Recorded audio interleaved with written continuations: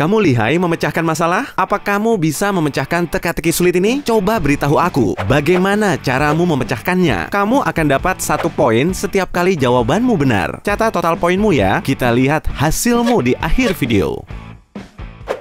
Satu-satunya jalan turun. Sebuah restoran baru dibuka di atap gedung pencakar langit. Pengulas makanan Jody sedang mencicipi menu dan memberikan penilaian. Tiba-tiba, badai dahsyat menerjang. Dia mendengar pengumuman. Semua pengunjung harus segera meninggalkan bangunan ini. Dia berlari masuk dan melihat 3 lift. Dia harus pilih salah satu lift agar bisa menyelamatkan diri. Di balik lift pertama, ada banyak ular berbisa memenuhi seluruh lantai. Di balik lift kedua, 3 singa garang mengaum saat mencium baunya melalui pintu. Lift ketiga dipenuhi air dan 2 hiu yang kelaparan. Kamu ingin menghubungi pengelola gedung agar dia menjelaskan kok sampai ada ular, singa, dan hiu di dalam lift. Tapi dia harus bisa keluar dari situ dulu. Pilihan mana yang terbaik? Tentukan jawabanmu dalam 7 detik.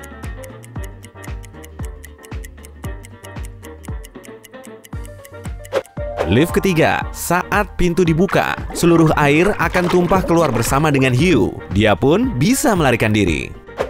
Terperangkap di bawah jalan, Joko dalam perjalanan pulang saat ada sekelompok orang sedang mengikutinya. Dia melihat ada lubang saluran air di trotoar, lalu melompat ke dalamnya untuk bersembunyi. Tak lama kemudian, lubang itu tertutup dan dia terjebak di dalamnya. Dia pun mulai mencari jalan keluar lain dan akhirnya sampai di ruangan luas berpintu 3. Di dindingnya tertulis, hanya ada 1 pintu yang akan menyelamatkanmu.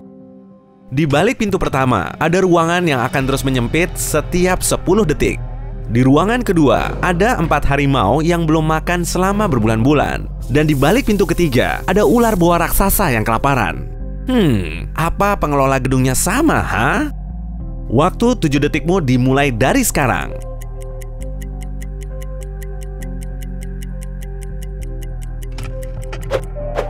Dia harus memilih pintu kedua. Harimau hanya bisa bertahan beberapa minggu tanpa makanan. Kereta yang mendekat. Wildan sedang berjalan di atas rel saat sebuah kereta melesat di hadapannya dengan kecepatan penuh. Begitu melihatnya, dia berlari ke arah kereta itu supaya selamat. Hah? Bagaimana bisa?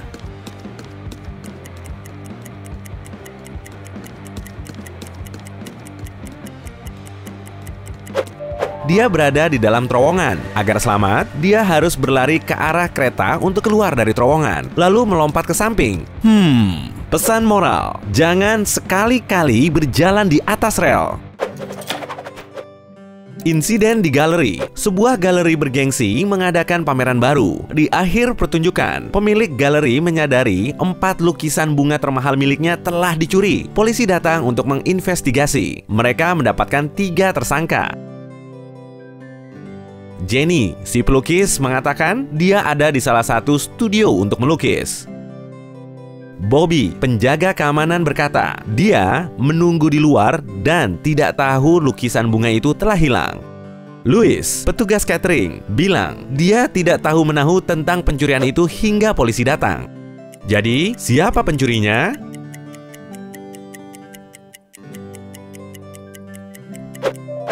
Penjaga keamanan, dia tak mungkin tahu lukisan mana yang dicuri kalau memang ada di luar. Oh, Bobby.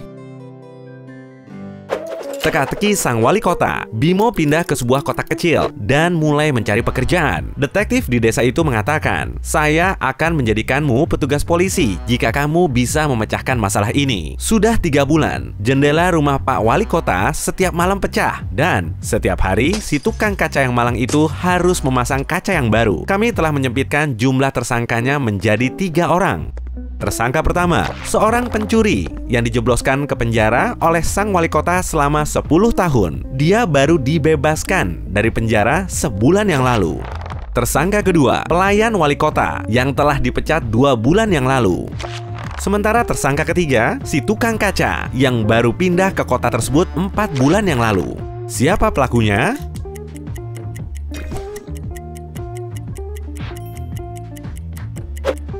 Pelakunya, si tukang kaca. Saat datang ke desa itu, usahanya sepi, sehingga dia menjadikan orang terkaya sebagai target. Kejutan dari masa lalu, Marco dan Amanda pergi bertualang ke tepi gunung. Lalu, apa yang terjadi? Tiba-tiba, Amanda terpleset, jatuh ke kawah panas, lalu lenyap. Marco sudah mencoba berbagai cara untuk mencarinya, tapi nihil. Sebulan kemudian, pintu rumahnya diketuk. Saat membukanya, Marco terkejut. "Anda Amanda?" Tapi tunggu, ada yang aneh. Bagaimana mungkin itu Amanda? Waktumu 7 detik untuk membantu Marco mencari tahu.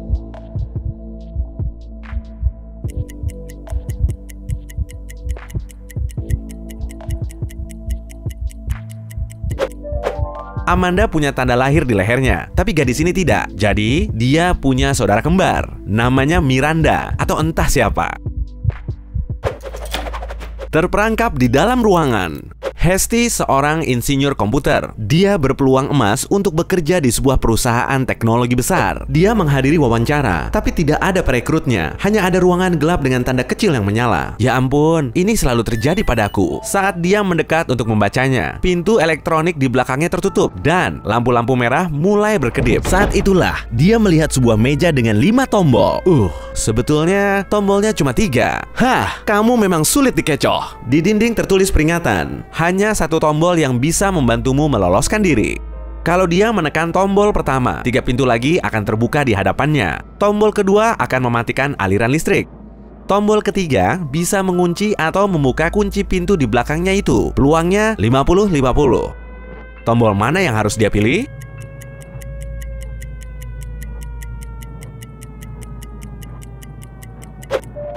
Tombol kedua, saat listrik padam, pintu di belakangnya akan terbuka dan dia akan bebas. Wah, coba pikir-pikir lagi sebelum ikut wawancara di perusahaan aneh itu. Keputusan. Budi sedang berjalan pulang setelah berkumpul bersama teman-temannya saat ada sesosok bayangan mulai mengikutinya. Dia melihat sebuah rumah dengan pintu terbuka dan lampunya menyala. Dia pun bergegas masuk, tapi pintu di belakangnya segera terkunci. 3 pintu, ya selalu, muncul di hadapannya. Hanya 1 pintu yang akan jadi jalan keluar. Di balik pintu pertama ada lava panas. Di balik pintu kedua, ada aligator lapar sepanjang 4,57 meter siap menunggunya. Pintu ketiga, tertutup balok es yang menghalangi jalan. Pintu mana yang harus dipilih agar dia bisa lolos?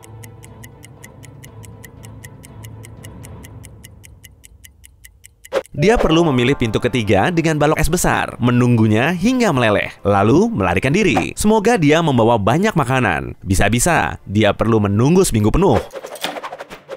Petualangan tak terduga Miko. Suatu hari, Miko pergi bertualang. Dia sudah berjalan selama berjam-jam hingga akhirnya menemukan tempat yang nyaman untuk mendirikan tenda. Pada pukul 1, terdengar tetesan air di atap tenda. Dia keluar dan melihat badai petir dahsyat sedang mendekat. Dia harus memilih 1 dari 3 pilihan untuk menyelamatkan diri.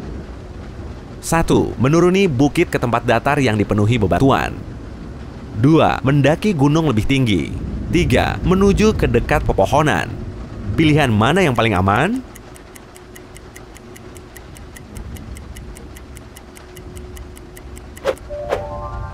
Menuruni bukit menuju bebatuan. Mendaki lebih tinggi saat badai petir dilarang keras. Dia juga harus menghindari hutan karena petir selalu menyambar pepohonan. Penemuan yang menguntungkan. Sonny, seorang fotografer alam yang sedang menjalankan misinya di hutan Amazon. Saat menjelajahi rimba, dia tersesat. Air minumnya cukup, tapi dia kehabisan makanan. Syukurlah, dia melihat sebuah keranjang piknik usang. Di dalamnya hanya ada 3 produk yang bisa dia makan, tapi yang teraman cuma 1. Sestoples madu, telur rebus, dan sandwich. Makanan mana yang terbaik? Waktumu 7 detik untuk memutuskan.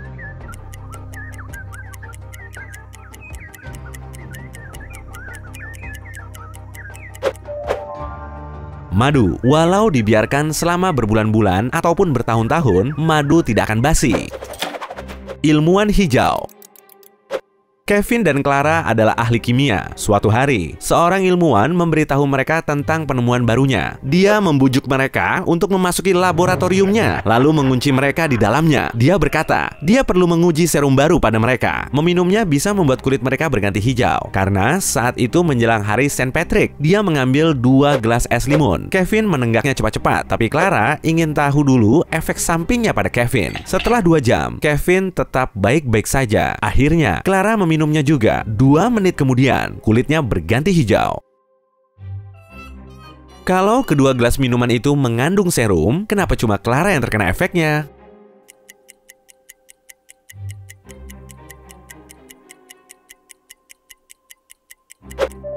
Serumnya ada di dalam es. Karena Kevin meminumnya cepat-cepat, serum itu tidak tercampur ke minuman. Nah, saatnya kita lihat hasilnya. Kalau kamu mendapatkan 0 sampai 3 poin, kamu perlu lebih mengasah kemampuan logikamu. Coba pecahkan teka-teki atau tonton lebih banyak video teka-teki agar menjadi pemecah masalah sejati di sisi terang. Kalau poinmu 4 sampai 7, wah, tinggal setengah jalan lagi menuju puncak. Kamu cuma perlu lebih memperhatikan hal-hal kecil. Kalau hasilmu 8 sampai 11 poin, oh, pikiranmu sangat tajam. Au, berarti aku bisa mengandalkanmu untuk mengeluarkanku dari situasi sulit. Oh ya, mengenai si pengelola gedung itu, apa sih yang ada di pikirannya saat menaruh hewan-hewan itu di lift? Mungkin cuma untuk bersembunyi dan mengetes reaksi kita. Hey, jika kamu belajar hal baru hari ini, klik tombol suka di video ini. Lalu bagikan pada teman-temanmu. Inilah beberapa video menarik lainnya yang bisa kamu tonton. Klik saja video di salah satu sisi layar. Dan ingat, tetaplah di sisi terang kehidupan.